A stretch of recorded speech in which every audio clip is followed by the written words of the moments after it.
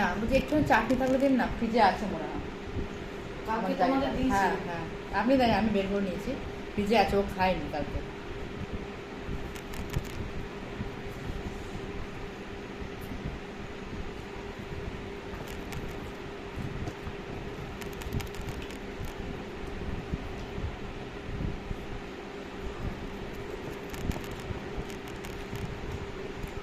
আজকে ওকে একটু তুমি এখানে ওকে একটু ফ্রিজে রাখতে। হ্যাঁ আমি সেটা একটুখানি বলছি।